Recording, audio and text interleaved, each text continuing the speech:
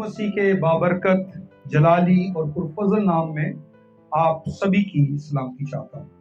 सब खुश हैं? अपने दोनों हाथ आसमान की तरफ लहराएं। Praise the Lord, hallelujah, wonderful Jesus, तेरा शुक्र करते हैं। सो आइए मेरे साथ खुदा के मोतबर कलाम में से निकालें जिक्रिया नबी का सहीफा, उसका 14वां बाब और नामी आयत।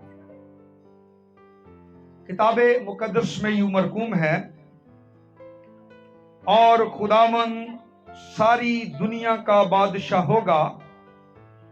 उस रोज एक ही खुदावंद होगा और उसका नाम वाहिद होगा।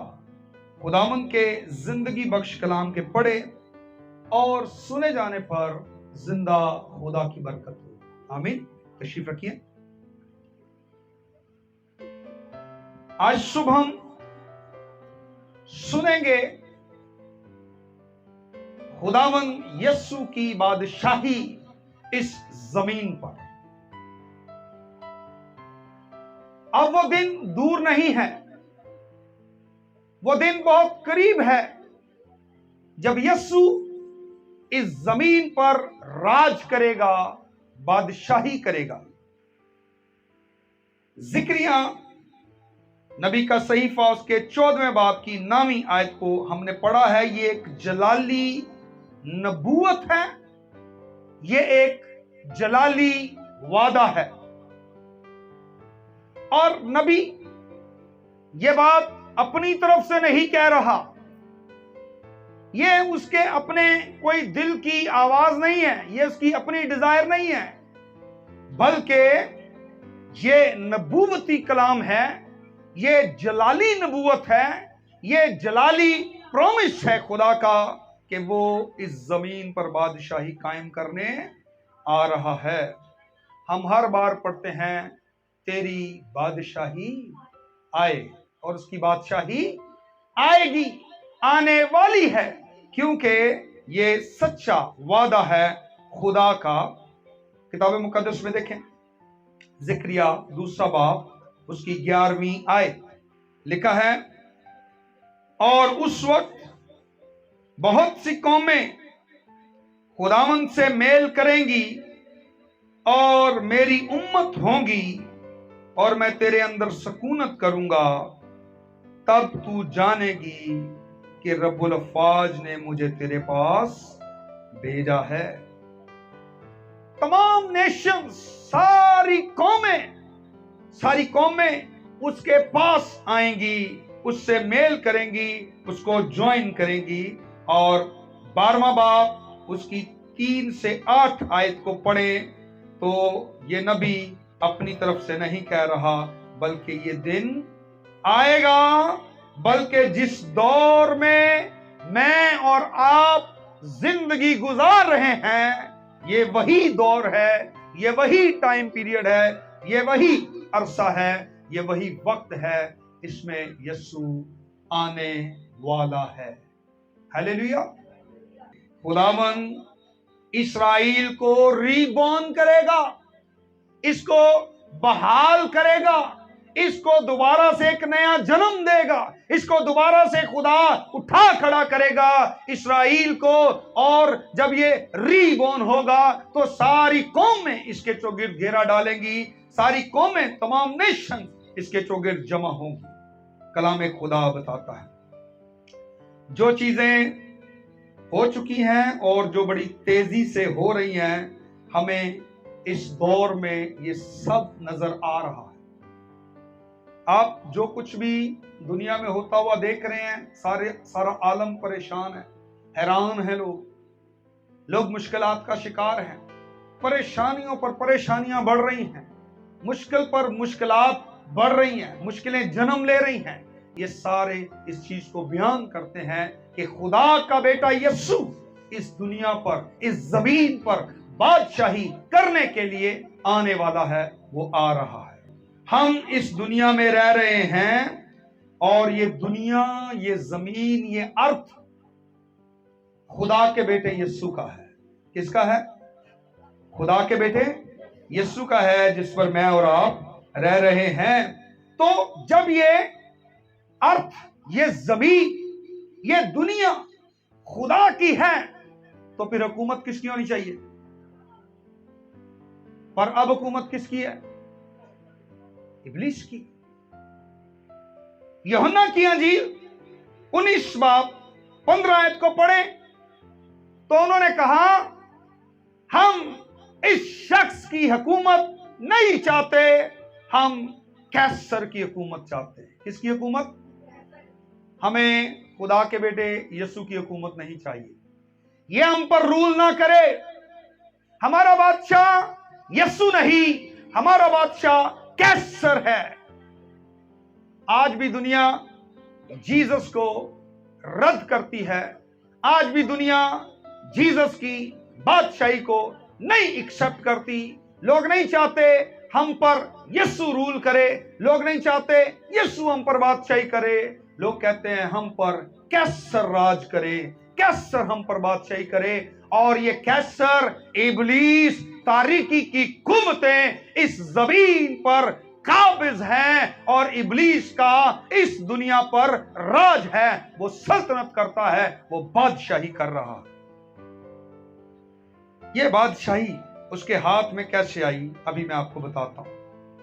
उन लोगों ने उस वक्त यीशु मसीह को रद्द कर दिया और मौजूदा दौर में तारीकी की कुव्वतें हुकूमत कर रही हैं। इस वक्त अमेरिका का जहन करप्ट हो चुका है। वो हुकूमत इसलिए नहीं कर रहा कि वो मसीहत को शो कर रहा है।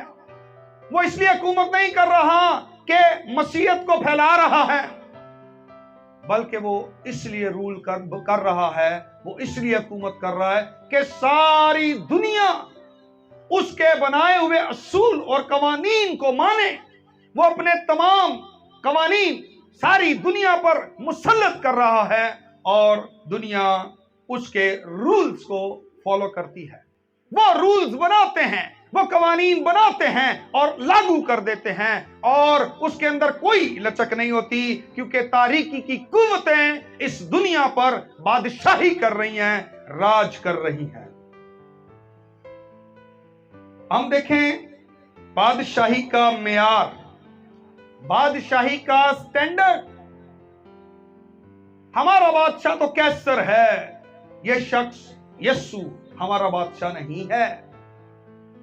बादशाही का स्टैंडर्ड यह है, बादशाही का मेयार यह है कि आप दूसरे को माफ करें, आप दूसरे के लिए रखना में खड़े हों, आप दूसरों से मोहब्बत करें, आप दूसरों के लिए कुर्बानी दें, आप दूसरों के लिए नमूना बने, आप दूसरे की मदद करें, आप दूसरे के लिए आसानियां पैदा करें। यह है यीशु मसीह की हुकूमत का स्टैंडर्ड। लेकिन जो हुकूमत है, जो रूल है, जो बादशाही दुनिया में कायम है, उसका मेयार क्या है? छीना झपटी, डकैती, खून, चाइल्ड अब्यूज, सेक्स, ये सारी गंदगियां, नापाकियां, गंदे काम और जो कुछ भी है, आज इस बादशाही का ये स्टैंडर्ड है। क्या ये खुदा के बेटे यीशु की बादशाही है? हरगिज नहीं।